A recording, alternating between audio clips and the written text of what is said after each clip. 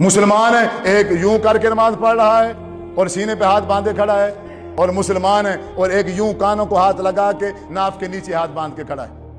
مسلمان ہے ایک یوں کر رہا ہے اور ہاتھ بھی نہیں باندھتا، ایسے ہاتھ چھوڑ کے کھڑا ہے، ہاتھ چھوڑ کے کھڑا ہے، اور ان تینوں کا نبی ایک ہے، تینوں ایک نبی کے کلمہ پڑھتے ہیں، حضرت محمد صلی اللہ علیہ وسلم۔ کس کو پاگل بنایا جا رہا ہے؟ افسوس ہے آپ پر، افسوس ہے، قسم سے آپ پر افسوس ہے۔ آپ بے وقوف بننے کے لیے تیار بیٹھے ہیں، کوئی مولوی آئے اور آپ کو بے وقوف بنا، جی لبیک ہم حاضر ہیں جی۔ اتنی عقل نہیں ہے، نبی ایک ہے، رسول ایک ہے، طریقے کیسے تین ہو گئے؟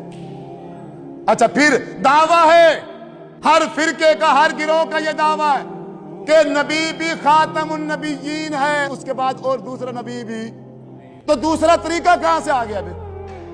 اگر دوسرا نبی نہیں ہے طریقہ کہاں سے آیا دوسرا؟ پھر جب تیسرا نبی نہیں ہے تو تیسرا طریقہ کہاں سے آ گیا پھر؟ نبی ایک ہے اور اسی پر مہر لگا دی گئی ہے کہ آپ کے بعد اب کوئی نبی نہیں ہے۔ جو طریقہ نماز کا، روزے کا، حج کا اللہ کے رسول آج سے 1450 سال سکھا کے گئے ہیں، وہی طریقہ رہے گا یا بدل جائے گا بعد میں؟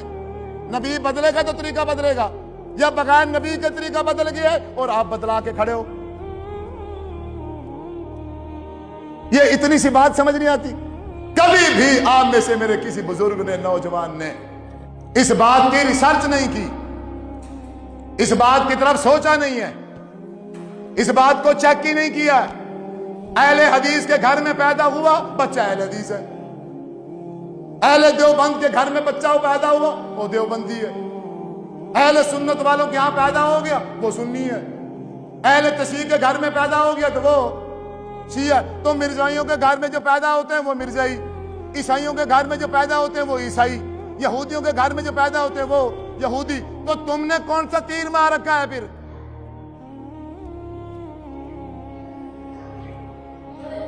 یہ عقل کس لیے ہے؟ اللہ تعالیٰ نے شعور دیا ہے، دماغ دیا ہے، کس کے لیے؟ دماغ اور شعور دینے کے ساتھ ساتھ آسمان سے کتاب بھی اتار کے بھیج دی ہے۔ آخر نبی حضرت محمد صلی